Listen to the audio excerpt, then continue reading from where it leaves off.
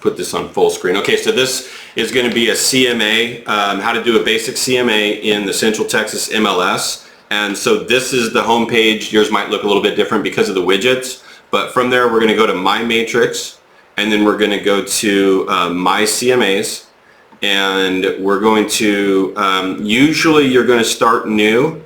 It's helpful if you already have a contact in there, but you can create one. I just did one that was generic for this purpose. We're going to do a cross-property CMA type because we want to reference other properties just like an appraiser is going to do. And you'll notice that I am going to do this very much so based off of what an appraiser does. So the next tab that we have here is our pages, and you can add and subtract pages. As you get more comfortable with these and you see different things in here that you may want to use or you think would be beneficial in your presentation at a listing, you can add and subtract those. But the basics that they have, and I believe that I have modified these and saved it as a default, these are the ones that I like to use. You can adjust it and do whatever you like to, how you like to present things. So the next tab that we're going to go to is going to be the subject property. And we already picked a property for this one, so it was 19165. If it has not been on the MLS, then that's how you're going to have to look it up with the tax record through Realist Tax, which is up here. You look up the property address, it will give you the property ID, and you fill it in there. Okay. If it has been on the MLS, then you can search for it and autofill from that. But it's just as easy to just get the tax ID and hit fill. Once you fill, it can show several different properties. So on this one, we're just going to find the one that matches what we're looking for. And then it's going to come up with all of the information on it. Now, this does not have a lot, which kind of indicates that this either has not changed hands in a long time, or it's just never been on the MLS, okay? But we know that it's 4 bedrooms, and we know that it's a 1-story, correct? And there's 0 half baths, and the total square footage per the tax record is 1810. The approximate acreage is 0.5, okay?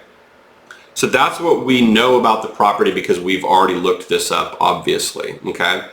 The next tab that you're going to go to, and let me just say before we go, most properties that are in subdivisions that have changed hands several times over the years are going to have all that information already in there. This just happens to be a half-acre property that's, you know, outside of city limits that doesn't have that info. So, okay, so this is where you put your client's contact information. You put a picture. If you don't have a picture of the property, which a lot of times you're not going to have, you're going to maybe just upload Street View, or, you know, just leave it because you don't have it. And then this is going to have all of your information, contact information for the client on that. So next, we're going to kind of get into more of our meat and potatoes of this, and we're going to add from listings. Now, we've already selected a few of them, but what you're going to want to do when you do a CMA is before you even start this process is you're going to want to search that property and search 2 to 3, maybe 4 good comps that are close. And like I mentioned before, we want to do it like like an appraiser is going to do. They're not going to go more than a mile, mile and a half away. They're not going to go too far off of the property size, the bed and bath. They're going to try to find something as close as possible, so they have to make as little adjustments as possible, okay? So basically what we found, 499,296 was one, and we're just going to put comma and then space and then 500,785, and then the last one is going to be 480,889, okay? And why does it say there's 0 matches? Do you have to pick closed or pending over there on the left?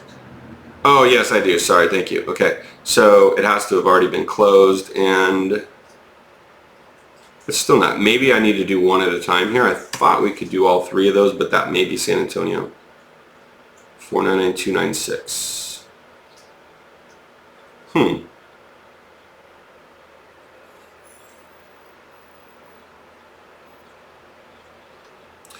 Oh, you know why? Because we're within 180. So basically with this one, we had to go a lot further back because there's not as many comps in there. Okay, there we go. Now it's giving me all of them. So 480,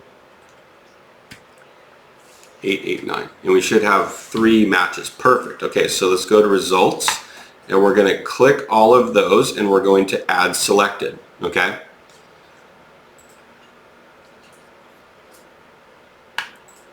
Okay, so we added 3 comparables right there.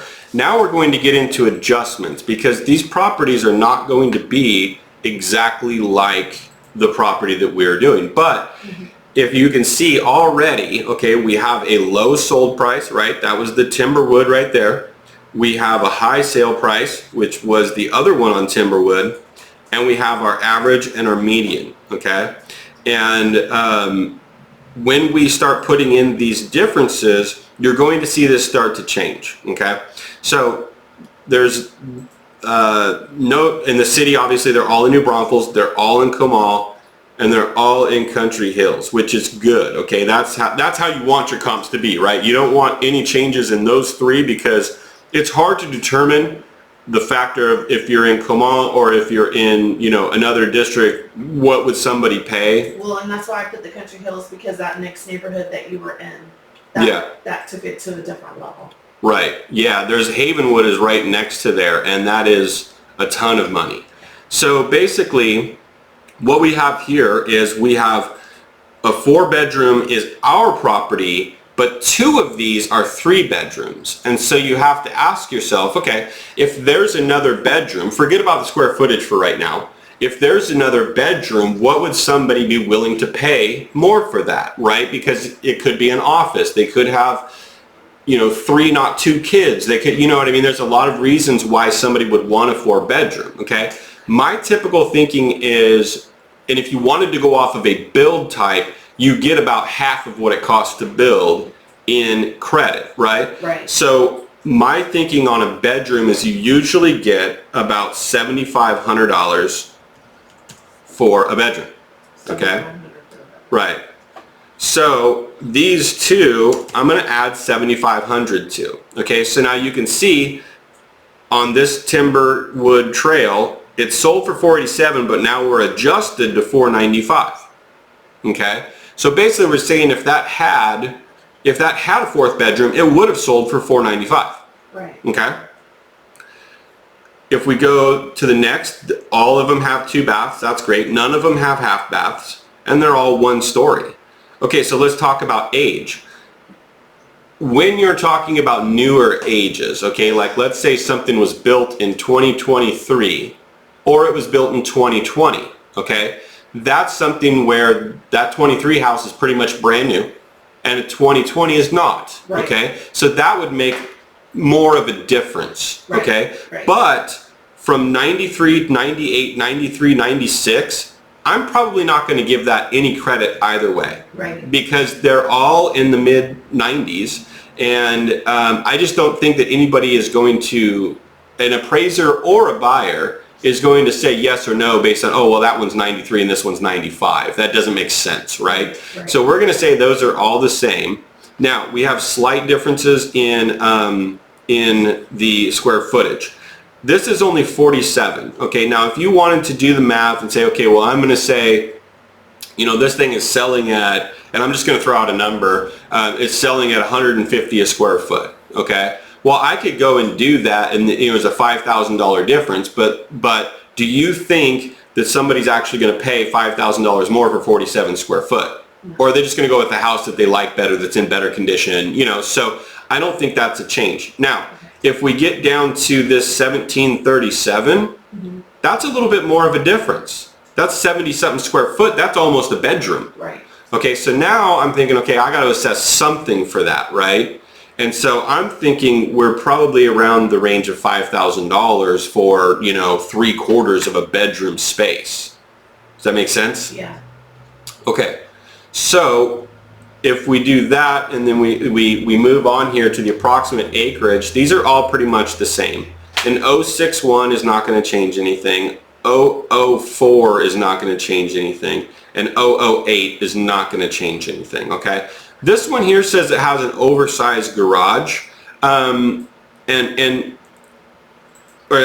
garage and carport. So does this property have a 2-car? Yes. Okay, so it has a 2-car garage, and none of them have it listed, so you would have to look directly at these, but we happen to know that we have a regular 2-car garage.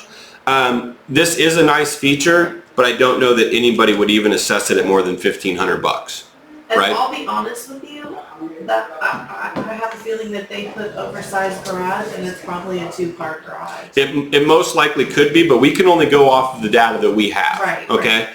And so, you know, that when they do build an oversized garage, it's got a little bit more storage, and people like that. You know what I mean? Yeah. So we'll just go that route and go with what we got. These two have a fireplace. This one doesn't. I typically don't give any value to fireplaces because it's a personal preference item. It's not a value item. And some people look at fireplaces and think, you know, I got to maintain that. It costs money. I don't really like that, you know. Personally, like right now in Texas, it's freezing, and I would love to have a wood-burning fireplace, but we don't have that. Okay, so that's basically all of the changes, and what you can see is, so now that we've gone through these changes, you know, this sold for $487.5, but if it had what we had, it would be $495. This was $449, and now it's $452.5. This was $434, and now it's $441. So our average has gone up by about 6,000 and change. Okay. Okay. So when we go to our next tab, which is pricing, it's going to kind of just break that down the same way on a new page, and then this is where you put in, you suggest the list price. I suggest that you do not fill out. Okay? Okay. And the reason for that is ultimately it is your seller's decision. Now, based off of these numbers up here, I'm going to tell them, well, let me back up. Based off of those numbers up there and the house's condition, when I walk it with the client at the listing appointment, I'm going to then take that information, sit down with them, I'm going to give them this information, and then I'm going to kind of try to spitball a number based off of what I think the condition warrants. Like, I could just go off of this 463 and say, hey, you know, for an aesthetic marketing number, let's say 465, right? And we're going to go in the middle because we want it to sell, we don't want it to sit, but we want to get you as much money as possible. You know, I'm going to say all those things to them. But if the house is in great condition, or because it's 93, it's been completely remodeled, that's going to change things. But if it's not been remodeled and it's in disrepair, then I'm going to have to knock that number down a little bit, right? So I don't like to pre-fill this number out. I like to get a feeling for the property, talk to the client, see what their goals are. You know, are you wanting to sell it as fast as possible, or do you want to get as much as possible? Because you can't have both, right? So you try to do that, and then you fill out that information if you want to fill it out, or just leave it blank and just talk to them about it. And then once you all agree on a number, then you can, you know, then you can go with that. And once you hit finish, it's going to have all your pages and everything here. If you hit view CMA, okay, then it's going to show you what it's going to look like, and you can print it from there. But this is when you can go back to that previous page, and you can take out pages if you don't like it. Right. And so that's pretty much the process of it. If it loads up here, yeah, okay, so we can take a look at it. So this is what it looks like, okay, and then you have your second page that says this is just a summary of our comparables, right, of what we have. I don't like the fact that it already puts these numbers out there, because this is what's going to draw your client's eye, right? They're going to go straight to it. How much? You know, so I tried to keep them focused on this right here. And then you have your property, and then you have the others. Now what you'll see is you can explain the adjustments right on this here. So it says here, okay, we adjusted because of the bedroom. We adjusted because of square footage. We adjusted because of the oversized garage, right? And then the last one, this is your subject property again, the last one, and we adjusted here because of a bedroom. So because of that, this is kind of this is your ranges, your highs and lows of everything, okay? And then you go into days on market. This is when I'm going to tell them about, the pitfalls of overpricing. And this is just generally good for setting expectations, okay? In this neighborhood, it was 30 days, it was 20 days, it was 35 days. So we can expect that it will sell in about a month. Now, some of these are older, so that may have changed. It may be a little bit longer because rates have risen since some of these have sold. And you'll need to explain all that based off of that, your particular situation with whatever property you're trying to put together. This price graph just shows what it was listed for, what it sold at, just to show people that it pretty much sells for what is listed at, but you got to list it properly for that to happen. And then this is the recommendation page where I said do not fill out. And this gives them all the average per square foot, everything, median, high, low, everything you got there.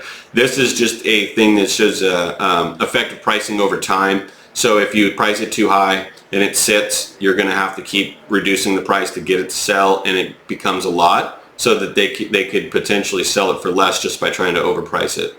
So that's pretty much the whole thing. So yeah, that's it. All right. Questions, concerns? So, are you done recording?